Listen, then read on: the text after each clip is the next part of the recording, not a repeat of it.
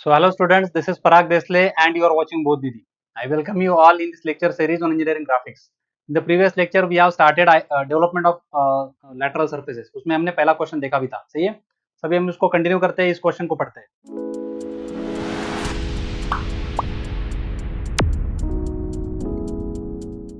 Draw the development of the lateral surface of the square prism. क्या बोला है भाई?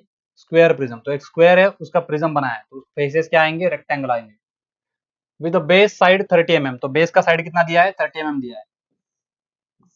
ईच साइड इज 30 mm क्योंकि स्क्वायर है ना। आगे पढ़ो। एक्सिस हाइट कितना दिया है? And the axis height 60 mm। Height कितना है भाई? 60 mm है। सही है, आगे बढ़ो। Its axis is vertical and rectangular face equally incline to VP. कौन सा केस है, याद है आपको? Rectangular faces are equally incline to VP. अभी रेक्टेंगुलर फेसेस मतलब क्या? एज ऑफ द बेस ना। जो angle edge of the base करेगा वही आपका रेक्टेंगुलर फेस भी करेगा। तो ये कौन सा ओरिएंटेशन है, याद है आपको? इक्वली इंक्लाइन कब कर पाएगा वो? एक्स एक्सिस को इक्वली इंक्लाइन कब कर पाएगा? मतलब एक्स वाई लाइन को, वीपी को कब कर पाएगा? जब उसका टॉप व्यू में ओरिएंटेशन कैसा रहेगा, याद है आपको? टॉप व्यू में ओरिएंटेशन इस तरह से रहेगा। स्क्वायर को अगर हम इस तरह से अरेंज करेंगे तो इसके रेक्टेंगुलर फेसेस जो है ये वीपी को इक्वली इंक्लाइन रहेंगे। इस तरह से आपका अगर प्रिज्म है, मैंने इसका ये स्क्वायर प्रिज्म है ना आपका, ठीक है। तो इसको कैसे अरेंज करना पड़ेगा? इस तरह से अरेंज करोगे तो ये जो रेक्टेंगुलर फेस है इसका एंगल कितना है बनाएगा? देखो, वीपी के साथ रेक्टेंगुलर फेस का एंगल कितना है? ये वाला एंगल 45 है, ये वाला एंगल 45 है, ये वाला एंगल 45, ये वाला एंगल 45। मतलब इस एज का 45 है तो रेक्टेंगुलर फेस का भी कितना है? 45 है। तो रेक्टेंगुलर फेस वर्ड रहेगा ये वर्ड, या इसका अल्टरनेट क्या रहेगा? Base edge. ये दोनों सेम ही है। Edge of the base and rectangular face दोनों सेम ही एंगल करते हैं। ये एज ऑफ द बेस हो गया और ये रेक्टेंगुलर फेस हो गया। दोनों का एंगल क्या रहेगा? सेम रहेगा। और वो इक्वी एंगुलर कब बनेगा? जब वो 45 पे अरेंज करेंगे हम। तो ये एंगल भी कितना रहेगा? 45 रहेगा। ये एंगल भी 45 रहेगा। ये एंगल भी 45, ये एंगल भी 45। दूसरे किसी भी अरेंजमेंट में ये पॉसिबल नहीं है। अगर इसको 60 कर दे तो दूसरा 30 बन जाएगा। मतलब क्या? सब सारे एंगल सेम कब आएंगे? जब हम उसको 45 पे अरेंज करेंगे। तो ये ओरिएंटेशन टॉप व्यू का है। सही है, क्लियर है यहाँ तक? तो टॉप व्यू किस तरह से आएगा? इस तरह से आएगा। और फिर फ्रंट व्यू क्या आएगा इसका बताओ? इसको हम ऊपर प्रोजेक्ट करेंगे इन कॉर्नर्स को, सही है। और फिर फ्रंट व्यू में क्या आएगा? इस तरह से हमें फ्रंट व्यू दिखेगा। इसका एक्सिस साइड दिया हुआ है 60 mm। ये एज भी दिखेगा सामने से, सही है। तो अगर स्क्वायर को हम इस तरह से अरेंज करते हैं ये तो ये वाला एज दिखता है, सही है। तो एज दिखेगा। हाँ, अगर स्क्वायर को मैंने पैरेलल अरेंज किया होता, एज को एक्स वाई को पैरेलल ड्रॉ करता, तो ये दो ही एजेस मुझे सामने से दिखते हैं फ्रंट व्यू में, सही है। ये फर्क है। तो ये ओरिएंटेशन हमें क्लियर हो गया। तो इसको स्टार्ट करेंगे ड्रॉ करना। ड्रॉ कैसे करते हैं मैंने बताया लेक्चर नंबर 2 में। वो अगर नहीं सुना है तो उसको कंप्लीट करो। क्या करते हैं? पहले एक्स वाई लाइन ड्रॉ करते हैं, फिर एक्स वाई लाइन के यहाँ से एक परपेंडिकुलर लाइन ड्रॉ कर लो। यहाँ पे क्या करो? एक परपेंडिकुलर लाइन ड्रॉ करो। यहाँ पे क्या किया? परपेंडिकुलर लाइन ड्रॉ किया। फिर इस लाइन पे एक पॉइंट मार्क करो, कहीं पे भी 10 mm नीचे जाओ, एक पॉइंट मार्क करो। इस पॉइंट से इस साइड पे 45 डिग्री मेजर करो और इस साइड पे 45 डिग्री मेजर करो और दो कंस्ट्रक्शन लाइंस को बिल्ड करो। करो मेरे साथ। प्रोटेक्टर मैच करो। प्रोटेक्टर कैसे यूज करोगे? सोचो थोड़ा। कैसे मैच करना पड़ेगा प्रोटेक्टर? इस तरह से मैच करना पड़ेगा। यहाँ पे 45 मिलेगा। फिर इस साइड पे मैच करना पड़ेगा, फिर यहाँ पे 45 मिलेगा। दो पॉइंट्स मिल जाएंगे, उनको यूज करो और फिर उसको ज्वाइन करो कंस्ट्रक्शन लाइन से। 45 तो मेरे को डायरेक्ट मेजर कर लेता हूँ मैं। यहाँ पे एक कंस्ट्रक्शन लाइन ड्रॉ करेंगे जिसका लेंथ कितना रहेगा। उसके बाद उसके ऊपर फेयर लाइन कितने लेंथ का करेंगे? देखो कितना दिया है साइड, 30 mm का साइड दिया है। तो मैं डायरेक्टली 30 mm का फेयर लाइन ड्रॉ करता हूँ। आप चाहिए तो आप पहले कंस्ट्रक्शन लाइन ड्रॉ करो फिर उसको बाद में फेयर करो, ठीक है। मैंने 30 mm का लाइन ड्रॉ किया। आप भी डायरेक्ट कर सकते हो तो डायरेक्ट करो। पहले कंस्ट्रक्शन लाइन ड्रॉ करके फिर उसको फेयर करो। तो यहाँ से 30 mm की लाइन मैंने मार्क कर दी, सही है। अब क्या करेंगे? अब सेट्स की ओर इसको सेट करो। यहाँ से एक पैरेलल लाइन ड्रॉ करो, यहाँ से एक पैरेलल लाइन इसको ड्रॉ करो, आपको स्क्वायर मिल जाएगा। You can use compass as well. Compass ले लो, 30 mm इधर मार्क करो, इस वर्टिकल लाइन पे जहाँ पॉइंट आएगा वो पॉइंट मिल जाएगा। उस तरह से कर सकते हो, उस तरह से करो। पैरेलल लाइन यूज करना है तो पैरेलल लाइन यूज करो। Join this.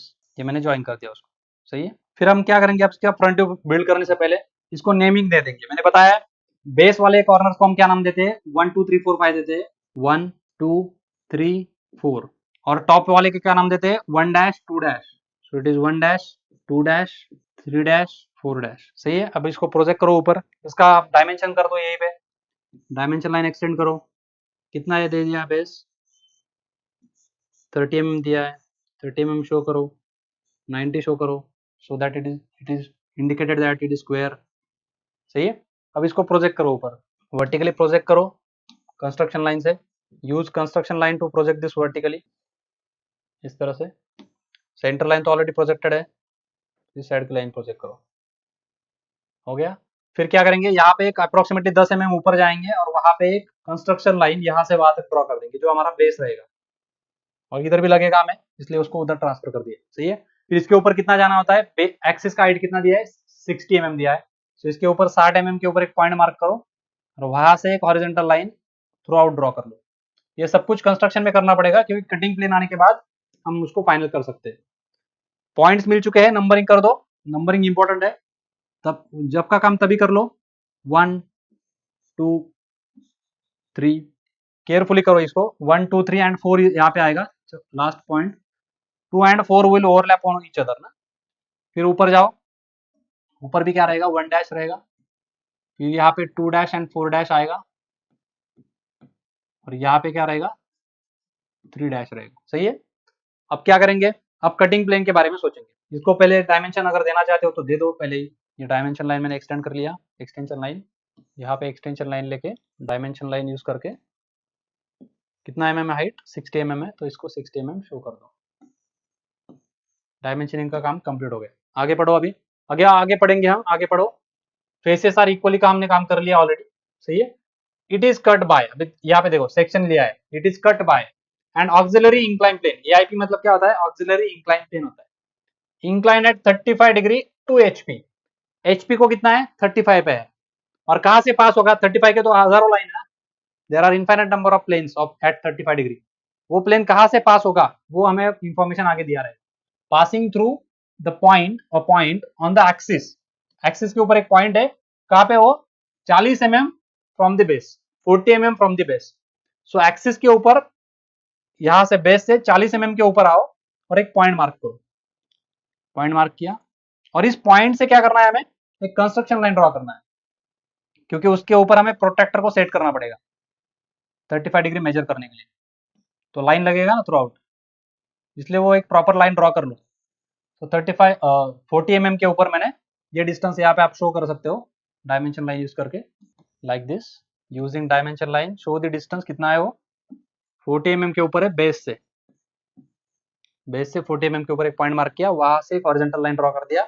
इस हॉरिजॉन्टल लाइन को एंगल बनाएंगे, अभी एचपी को क्या और इसको क्या, दोनों सेम ही चीज है, तो क्या बोल रहा है वो, 35 डिग्री, 35 डिग्री का एक लाइन बनाओ इससे, डू इट 35, तो ये 35 का लाइन बन गया, यहाँ से पास होगा। अब ये ऑक्सिलरी इंक्लाइन प्लेन है, कटिंग प्लेन है, कैसे दिखाते हैं हम, याद है आपको, क्या करना होता है, चेन लाइन ड्रॉ करना होता है, जिसके एंड्स को क्या करेंगे, थिक करेंगे, जिसके एंड्स को क्या करो, थिक करो, increase the thickness of the end point, and lines, इस तरह से हम ऑक्सिलरी कटिंग प्लेन दिखाते हैं, लाइक दिस। ओके, अभी हमें क्या करना है, इसका नंबरिंग कर देना है, क्या आएगा इसका, 1 1 के ऊपर क्या आता है, ए आता है, तो इस पॉइंट को नाम देंगे ए, फिर 2 2 के ऊपर बी आएगा, और 4 4 के ऊपर डी आएगा, नहीं तो पहले बी करो, चलो ये क्या आएगा, बी आएगा, फिर ये 3 3 के ऊपर क्या आएगा, सी आएगा। सही है। फिर डी कहाँ पे आएगा, फिर से 4 4 के ऊपर आएगा, तो ये बी और डी दोनों साथ में रहेंगे। इस तरह से मैंने नंबरिंग कर दिया। अब क्या करेंगे, अब हम इसका लैटरल सरफेसेस का पहले डेवलपमेंट कर लेंगे। कितने फेसेस है, 4 फेसेस है, एक फेस की साइड कितनी है, 30 mm है, तो 30 mm कंपास में ले लो, पहला मार्क करो, दूसरा मार्क करो, तीसरा मार्क करो और चौथा मार्क करो, इस तरह से 4 सेक्शन बना लो, वहां से वर्टिकल एजेस फाइंड करो, करो फटाफट। तो यहाँ से एक मैं कोई भी यहाँ से स्टार्ट करता हूँ, थोड़ा सेफ डिस्टेंस छोड़ दो 10-20 mm, तो वहां से एक वर्टिकल एज ड्रॉ करो, फिर वहां से आगे कितना मेजर करोगे, 30 mm, 30 mm पे एक पॉइंट मार्क करो, फिर 60 mm पे एक पॉइंट मार्क करो, फिर 90 mm के एक पॉइंट मार्क करो, और 120 mm पे, 4 हो गए क्या, 1 2 3 4, इन सारे पॉइंट्स में से क्या करोगे, वर्टिकल लाइंस को ड्रॉ करोगे, वर्टिकल कंस्ट्रक्शन लाइंस रहेंगी ये। तो हमें 4 फेसेस मिल चुके हैं, रेक्टेंगुलर फेसेस रहेंगे, प्रिज्म है। ये बीच बीच में वेरीफाई करते चलो। क्वेश्चन दिया होता है पिरामिड का, आप ड्रॉ करते हो प्रिज्म। क्वेश्चन होता है प्रिज्म का, आप ड्रॉ करते हो पिरामिड। तो थोड़ा होश में काम किया करो। 4 फेसेस मिल गए, 1 2 3 4। नंबरिंग पहले काम कंप्लीट कर लो। ये क्या आएगा, 1 आएगा, ये 2 आएगा, ये 3 आएगा, ये 4 आएगा, और फिर से कौन आएगा, 1 आएगा, क्योंकि ये दोनों एजेस क्या रहेंगे, ज्वाइन हो जाएंगे आफ्टर कंप्लीटिंग द प्रिज्म। फिर ऊपर का एजेस क्या रहेगा, 1 डैश रहेगा, 2 डैश रहेगा, 3 डैश रहेगा, 4 डैश रहेगा, और फिर क्या आएगा, फिर से 1 डैश आएगा। ठीक है, अब क्या करेंगे, अब हम ना कटिंग प्लेन जो है उसके नाम जो नंबर है उनको ट्रांसफर करो। ए कहाँ पे आएगा, ए का प्रोजेक्शन ले लो, बी का प्रोजेक्शन ले लो, और सी का प्रोजेक्शन और डी का प्रोजेक्शन, चारों ट्रांसफर करो इधर। कंस्ट्रक्शन लाइन से ट्रांसफर करो उनको। यहाँ से मैंने कंस्ट्रक्शन लाइन भेज दिया throughout, start to end. फिर ये बी का ऑलरेडी है हमारे पास, फिर क्या करेंगे, सी का भेज देंगे, स्टार्ट टू एंड भेज दिया। हो गया क्लियर। अब क्या करेंगे, सिर्फ नॉमेनक्लेचर प्रॉपर्ली होश में करेंगे। देखो ए कहाँ पे होता है, 1 1 डैश के ऊपर होता है, तो ए का प्रोजेक्शन लूंगा 1 1 डैश के ऊपर, इस पॉइंट को नाम दूंगा ए। फिर ये 1 1 डैश इधर भी होता है, तो इसको भी नाम दूंगा ए। ए का काम खत्म हो गया। बी के पास जाओ, बी कहाँ पे है, 2 2 डैश के ऊपर है, तो पहले एक एक करो, बी और डी साथ में मत करो। बी बी कहाँ पे है, 2 2 डैश के ऊपर है, तो 2 2 डैश के ऊपर ले लो, यहां से देखना है, ठीक है ना। तो बी 2 2 डैश के लिए हमने दिया है, तो यहाँ पे आएगा वो बी 2 2 डैश के लिए। सही है।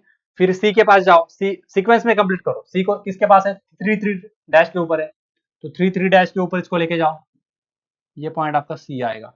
फिर फाइनल कौन बचता है, डी बचता है। डी कहाँ पे है, 4 4 डैश के ऊपर होता है, तो ये लाइन 4 4 डैश को यहाँ पे इंटरसेक्ट करेगी, तो ये पॉइंट बन जाएगा 4 4 डैश, सॉरी डी डी आएगा वो, ए बी सी डी आएगा आपका 4 4 डैश के ऊपर। सही है। अब सब कुछ मिल चुका है, इसको फेयर करो।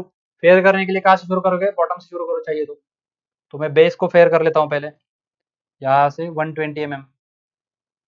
सही है। फिर वर्टिकल 1A लाइन को फेयर करो, फिर 2B को फेयर करो, फिर 3C को फेयर करो, फिर 4D को फेयर करो। नीचे वाला हिस्सा रखना है, ऊपर वाला हिस्सा हटा देना है, मतलब वो नहीं रहेगा, उसको फेयर नहीं करना है। और फिर 1A को फेयर करो। अब क्या बचा है, अब जो नॉन स्टैंडर्ड एजेस है ए बी सी डी उनको ज्वाइन करो। तो ए पे जाओ, वहां से बी को ज्वाइन करो। अब मुझे पता है कि वो सी से भी जाता है, तो मैं उसको डायरेक्टली कनेक्ट कर देता हूँ। सही है। फिर क्या करेंगे, सी से इधर ज्वाइन करेंगे,